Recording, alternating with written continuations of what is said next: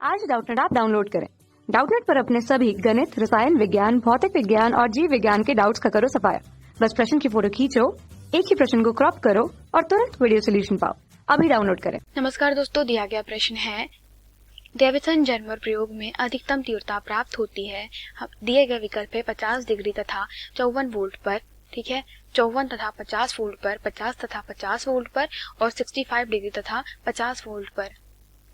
दोस्तों, जैसे कि हम लोग जानते हैं डेविसन तथा जर्मर का जो प्रयोग था, उन्होंने क्या किया था, जो डी ब्रॉगली तरंगदैर्घ्य थी दोस्तों, लैम्डा बराबर से एच बटे पी जो समीकरण था, उसका क्या किया था, सत्यापन किया था, जहां पे उन्होंने एक इलेक्ट्रॉन गन से दोस्तों क्या किया था, इलेक्ट्रॉनों की बौछार करी थी। और इलेक्ट्रॉनों की जब बौछार करी दोस्तों, तो क्या होता है कि जो तीव्रगामी जो इलेक्ट्रॉन है वह समांतर रूपेण क्या किए गए दोस्तों, निकेल के लक्ष्य पे लंबवत आपतित किए। तो जैसे ही इन्हें इलेक्ट्रॉनों के पुंज को लंबवत आपतित किया दोस्तों, तो वह क्या होगा, निकेल के लक्ष्य से टकरा करके कुछ कोण बनाते हुए क्या हो गए दोस्तों, यहाँ पर रखी गई एक चल संग्राहक गैल्वेनोमीटर पर आपतित किए जाते हैं। ठीक है, तो चूंकि दोस्तों यहाँ पे क्या हो रहा है, जो हम कह सकते तीव्रता जो आई है वह किसके अनुक्रमानुपाती होती है दोस्तों, गैल्वेनोमीटर में जो विक्षेप होगा उसके अनुक्रमानुपाती हो जाएगी। ठीक है, तो यहाँ पे विक्षेप को मैं अगर फाई थीटा से दर्शाऊं दोस्तों, ठीक है, जो थीटा है वह मेरा क्या है, वह विक्षेप है। तो इससे क्या होता है दोस्तों, यहाँ पे जब इनके मध्य में ग्राफ खींचा जाता है तब आप देखेंगे यहाँ पे कि दोस्तों क्या हो रहा है कि अलग अलग वोल्टेज पे दोस्तों क्या हो रहा है, जो तीव्रता है इलेक्ट्रॉनों की वो कैसी हो रही है, अलग अलग आ रही है। आप 40 वोल्ट पे देख सकते हैं, 44 पे, 48 पे, ठीक है, 54 पे, 60 पे, 64 पे और 68 वोल्ट पे। तो दोस्तों ये जो आप वोल्टेज देख रहे हैं क्या है, वह त्वरित वोल्टेज है, जिससे क्या किया गया है, यहाँ पे इलेक्ट्रॉन गन से इलेक्ट्रॉन को क्या किया गया दोस्तों, त्वरित किया गया है, जिससे वह गति में आए हैं और क्या कर रहे हैं, निकेल के लक्ष्य से टकरा करके गैल्वेनोमीटर में विक्षेप दे रहे हैं।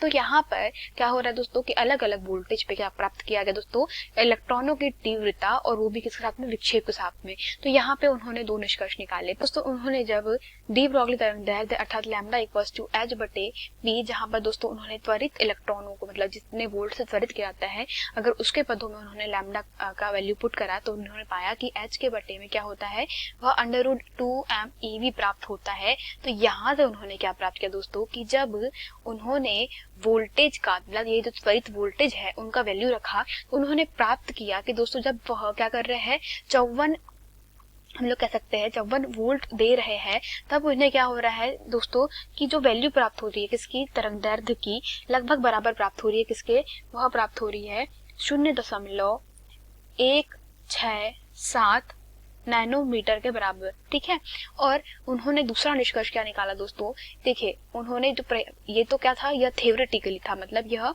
उन्होंने सिद्धांतिक रूप से निकाला, पर दूसरा निष्कर्ष उन्होंने कैसे निकाला, प्रायोगिक निष्कर्ष निकाला। और प्रायोगिक निष्कर्ष कैसे निकाला कि यहाँ पे जो इलेक्ट्रॉन पुंज के मतलब दोस्तों जब लंबवत आपतित किया जा रहा था, तो निकेल लक्ष्य पे कितना दोस्तों थीटा कोण बना करके विक्षेप के साथ में गैल्वेनोमीटर में क्या कर रहे थे दोस्तों, रीडिंग पढ़ रहे थे।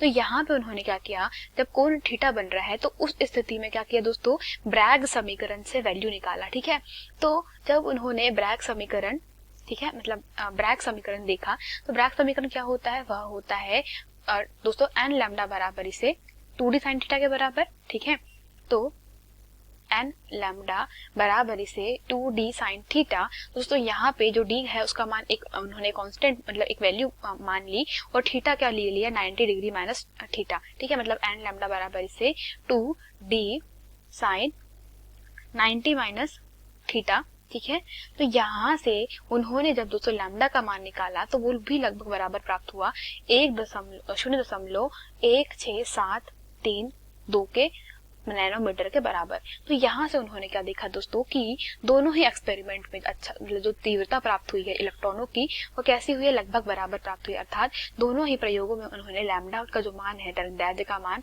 किसके लिए, इलेक्ट्रॉनों की तीव्रता के लिए लगभग एक जैसा प्राप्त किया। तो उन्होंने यहाँ से यह सिद्ध किया था कि जो डी ब्रॉगली तरंगदैर्घ्य के द्वारा दिया गया समीकरण है तरंगदैर्घ्य हेतु, वह सत्य है। दोस्तों यह कौन सा हम लोग कह सकते हैं अधिकतम तीव्रता कब प्राप्त हुई थी, आप यहाँ पर देखें किसमें, इस ग्राफ में। तो दोस्तों 40 वोल्ट पर, 44 वोल्ट पर, 48 वोल्ट पर, ठीक है, 54, 60, 64 और 68 वोल्ट पे, इन सभी में अधिकतम तीव्रता आप देखें इलेक्ट्रॉनों की। जहाँ पे दोस्तों ये जो आपको बताया मैंने कि यह क्या है दोस्तों, यह जो आप अक्ष देख रहे हैं यह इलेक्ट्रॉनों की तीव्रता है, ठीक है, यह I को दर्शा रहा है।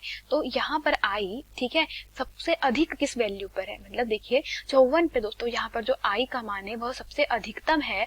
और फिर क्या हुआ दोस्तों, एक पर्टिकुलर मान तक बढ़ाने के बाद क्या हो गया है, फिर वह कम हो गया है। और इस स्थिति में विक्षेप जो मिला है वो कितने का मिला है, वह 50 अंश का मिला है। अर्थात तीव्रता की सबसे अधिकतम वैल्यू जो है वो कितनी प्राप्त हो रही है दोस्तों, 50 डिग्री पे हमें क्या प्राप्त हो रहा है, विक्षेप, अर्थात थीटा का वैल्यू कितना, 50 डिग्री। और यहाँ पे उस समय दोस्तों जो लगाया गया आरोपित वोल्टेज है वो कितना होना चाहिए, 54 वोल्ट होना चाहिए। इस स्थिति में हमारे पास में दोस्तों क्या हो रहा है, तीव्रता जो है इलेक्ट्रॉनों की वह अधिकतम प्राप्त हो रही है। तो यही हमारा प्रश्न होगा। तो दोस्तों विकल्प क्रमांक 1। धन्यवाद। कक्षा 6वीं से 12वीं से लेकर नीट, IIT, JEE वो एडवांस के लेवल तक 1 करोड़ से ज्यादा छात्रों का भरोसा। आज ही डाउनलोड करें डाउटनेट ऐप या व्हाट्सएप करें अपने सारे डाउट्स 8400 400 400 पर।